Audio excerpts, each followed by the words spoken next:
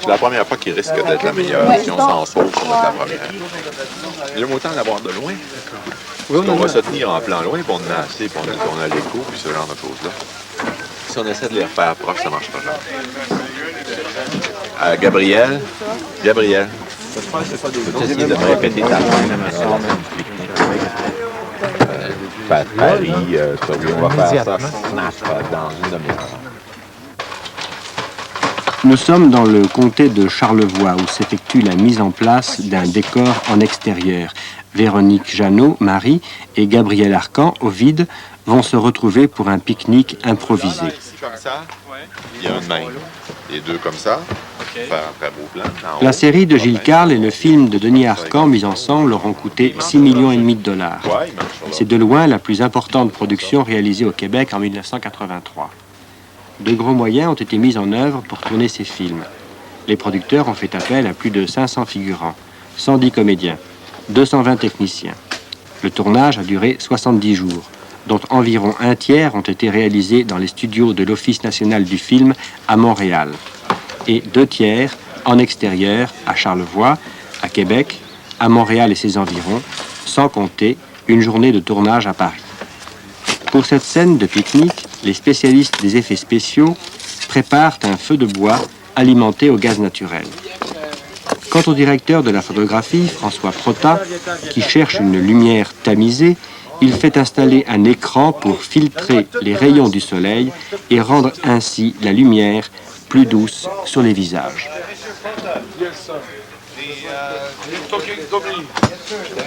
The stern is slightly in the shot, not too much. Out of shot. Thank you. Alors 50-63, plan 1. Caméra 51A, son 61. On est le 5 août, donc le 8, 83.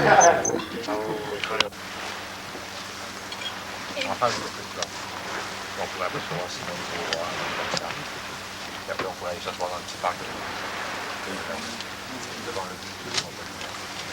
Joanne, qu'est-ce que je dis déjà? Vous pourriez même me servir de guide. Il faut que j'arrête de manger, c'est Ah trop oui, bon. c'est là. On va arrêter ça là, je pense. Bon, oui, parce que le plan meurt. Vous pourriez me servir de guide. Parce que le truc du ventre, pas sûr. Bon. Non, de pas Oui, je veux bien te le faire comme ça. Essaye donc, ouais. Vous pourriez même me servir de guide. Un petit verre! OK, alors on le tourne. C'est qui le gars qui arrêtait le soleil dans la Bible, là? Josué. Josué, c'est ça. Appelez-moi Josué. Oui, qu'est-ce qu'il y a? Arrêtez ça. Le soleil, tu veux arrêter? Non, le nuage. Non, le nuage. Il y a une industrie de nuages pas loin. Mais c'est pas dans mon contrat, ça. Par le gouvernement. Véronique participait à une grande saga québécoise pour une comédienne française. Il n'a jamais tourné ici en Amérique du Nord. Ça fait quoi comme impression? Ça fait, je crois, d'abord très plaisir. Et puis, au départ, c'est un petit peu déroutant parce que, enfin, moi, je sais que personnellement, je connaissais pas l'histoire du Québec. Et c'est un pays que j'ai découvert petit à petit à travers les gens, à travers les ploufs numéro 1 que j'ai vus et qui m'a fait découvrir quand même la mentalité d'avant la guerre, de pendant la guerre au Québec, ce qui est très intéressant. Et puis c'est une surprise. C'est une surprise parce que je m'attendais à être parachutée dans un monde complètement inconnu. Et en fait, c'est l'Amérique du Nord, mais c'est malgré tout la France. Alors, le pays est différent, le pays est fabuleux, est très très beau. Et je me sens bien, je me sens chez moi. Et ça, c'est très agréable. Et de tourner avec tous ces techniciens, tout ce monde qui nous entoure et s'apercevoir que tout le monde parle français, c'est pas un peu étonnant. C'était peut-être fait une idée un peu bizarre, non?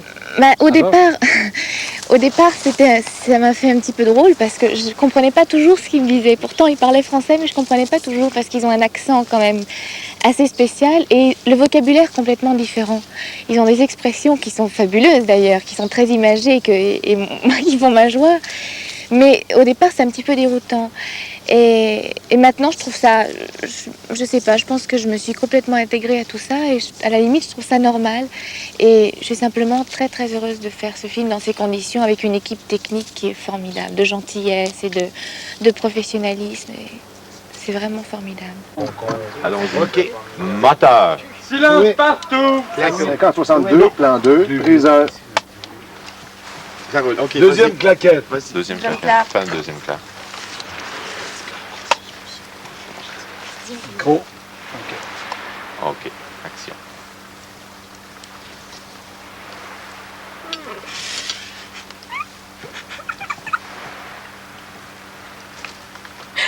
Vous n'aimez pas le son? Ouais. Ah oui. J'étais en train de me dire, je suis sûre qu'il n'y en a pas d'aussi bon nulle part dans le monde. Et même pas chez Maxime. Ah oui, chez Maxime sur la rue Royale. Oui.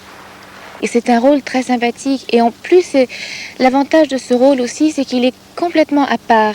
Il est aussi à part finalement du film que l'est Ovide. C'est pour ça aussi que cet amour qui éclate entre Ovide et Marie est crédible. Et Marie est quelqu'un de français, typiquement français, mais c'est une fille qui est arrivée après la guerre au Canada, qui a eu pas mal de problèmes parce qu'elle a perdu sa mère juste après la guerre, qui a été assassinée par les maquisards. Et donc c'est quelqu'un qui est très nourri intérieurement, mais qui est partagé entre une joie de vivre et une souffrance dont elle ne peut parler à personne. Et la première personne à qui elle en parle, c'est Ovide. C'est le premier pas qu'elle fait vers lui et finalement vers une nouvelle ouverture à la vie. Et elle réapprend à vivre avec lui. Et c'est drôle parce que lui parle tout le temps de Paris. Elle réapprend à vivre avec lui, mais lui est sans arrêt en train de parler de Paris. C'est un nostalgique invétéré qui est sans arrêt en train de parler de l'Arc de Triomphe, des jardins du Louvre, de tout. Ah oui, chez Maxime, sur la rue Royale. Uh-huh. Ah, je vous y inviterai si vous voulez. Moi, personnellement, je préférerais aller bouquiner sur les quais de la Seine. On pourrait prendre le boulevard Saint-Germain, aller jusqu'à la brasserie Lippe, en face du café de Flore, où on pourrait voir Jean-Paul Sartre et Simone de Beauvoir. Et on pourrait aussi aller s'asseoir dans le petit parc de l'église Saint-Germain, devant le buste de Guillaume Apollinaire de Picasso. Et vous n'y êtes jamais allé? Non, mais j'en rêve depuis l'âge de 12 ans. Je ferme les yeux, c'est comme si j'étais là. Alors vous me servirez de guide? C'est un personnage totalement à part qui vit sur la Lune. C'est une autre planète. Lui, il est au Québec, mais il vit sur une autre planète. Il est plein de rêves, il est plein d'idéal, il est plein de tendresse et en même temps de détresse. C'est un très beau personnage. Et Gabriel, je dois dire, a tellement donné une crédibilité au personnage d'Ovide Plouffe, ce qui n'est pas évident au départ, parce que tel qu'il est écrit, c'est un personnage qui pourrait faire rire et on pourrait dire mais c'est pas possible, vous prenez vraiment les gens pour des imbéciles. Nulle part peut exister un être comme ça. Et Gabriel, avec cette sensibilité qui se dégage de lui à chaque regard et tellement intense, fait vraiment un personnage de totalement crédible, totalement vrai et très touchant. Et dans la vie, alors, le Québécois, vous avez dû en rencontrer, comment est-il alors? Très décontracté. Ça, c'est une chose qui est agréable ici. Au départ, c'est pareil, qui est un petit peu déroutante. Tout ici est simple, rien n'est grave. C'est pas grave, on dit toujours, c'est pas grave. Parce que c'est vrai que rien n'est grave, tout se passe bien, tout est cool, Je trouve qu'il y a moins de problèmes. Il y a moins de problèmes. Ils sont pas stressés comme à Paris.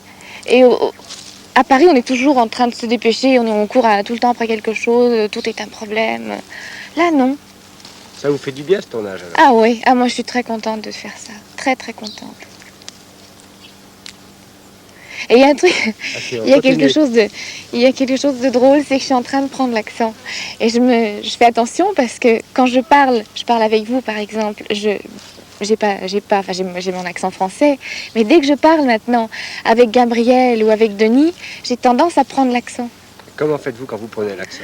Ben, sur commande, je sais pas le faire. Je peux pas vous dire. Je sais pas, mais je le prends. Je le prends un peu. Par tempérament, je ne suis pas particulièrement nerveux. Deuxièmement, il y a aussi une question d'expérience. En général, ça ne sert à rien de s'énerver au cinéma. Le cinéma prend un certain temps. il faut s'organiser, il faut faire les choses. Et si vous étendez des rails, si vous demandez un travelling et que vous étendez des rails, quand même, le réalisateur serait debout derrière les grippes à danser, à s'agiter. Ça ira pas plus vite, à moins que vous ayez une mauvaise équipe. Mais si vous avez une bonne équipe, cette équipe-là, comme il dit souvent, n'ont qu'une vitesse, la bonne. Et donc, ça donne rien de s'agiter parce qu'il faut attendre après le soleil, parce que les poissons sont morts ou parce que, il faut vivre avec ce qu'on a. Et c'est tout. Il faut vivre comme ça. D'autre part, quand on tourne une histoire comme ça qui est très assurée, où moi je tourne une partie, Gilles tourne une autre partie, je tourne des bouts de séquence maintenant parce qu'il y a des contraintes d'acteurs qui doivent retourner en France, d'autres qui ne sont pas arrivés, etc. Ça demande un maximum de concentration pour ne pas se perdre. Et d'autre part, l'horaire est très chargé. On fait des journées de 14-15 heures par jour. Donc, il faut jamais oublier de plan. Jamais, jamais, jamais, jamais. Donc, ça demande une concentration énorme. Il faut toujours y penser. Qu'est-ce que j'ai tourné? Qu'est-ce qui reste à faire? Qu'est-ce que je peux enlever sans nuire à la continuité? De quoi je peux me passer? De quoi je ne peux pas me passer, etc. Donc, il faut être assez concentré, ce qui explique peut-être que, généralement, c'est préférable d'être calme. Faire du mieux de la forêt. Vous me parlez comme une infirmière. Si vous veniez maintenant de mon... Attends. Comment gâcher? Dites-moi comment gâcher. Comment gâcher? Ça se dit-tu, vous savez bien que je suis déchiré avec mon mariage? Non, je mets ça pour remplacer. Je suis encore tout imbibé du drame de mon mariage. Vous savez bien que je suis déchiré avec mon mariage. Ça serait mieux avec des petits points de suspension. Des petits points de suspension. Vous savez bien que je suis déchiré, mon mariage. Vous savez bien que je suis déchiré, mon mariage. Là, j'ai enlevé, ça serait pas juste pour vous. Je me sentirais coupable. Vous savez bien que je suis déchiré, mon mariage. Je le sais que vous comprenez ça, ça serait pas juste pour vous. C'est moins corné un petit peu. C'est moi quoi?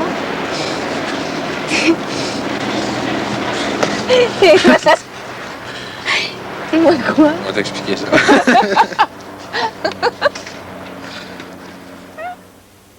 Et vous savez bien que je vous désire. Je vous aime d'une façon tellement absolue.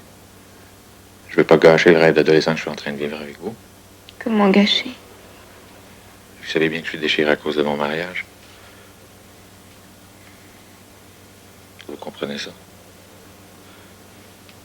Ce serait pas juste pour vous. Et si vous veniez maintenant dans mon lit, ce serait la fin de votre rêve. Vous auriez encore l'impression de tromper votre femme.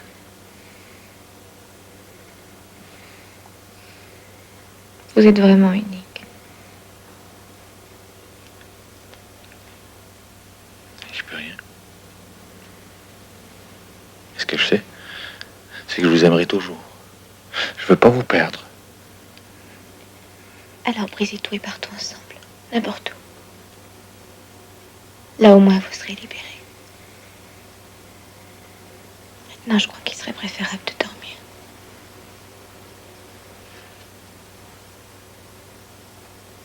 Bonne nuit, Ophélie.